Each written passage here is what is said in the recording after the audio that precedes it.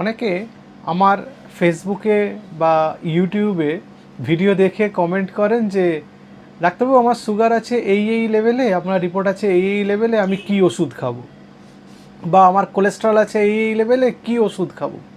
প্রথম কথা আমি আপনাকে বলি যে আপনার ব্লাড রিপোর্টের উপর বেস করে আপনাকে ওষুধ দেওয়া যায় না।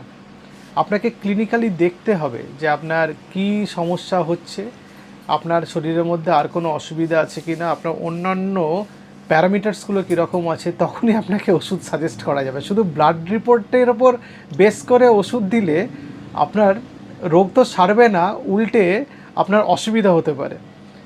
এটা একটা ডায়াগনস্টিক একটা প্রসিজিয়ার আছে, একটা ট্রিটমেন্টের প্রোটোকল আছে। প্লাস 2 নম্বর, সোশ্যাল মিডিয়াতে আপনার আমি চিকিৎসা করতে পারবো না, সেটা আইন বিরোধী, সেটা আইনি জটিলতা তৈরি হতে পারে।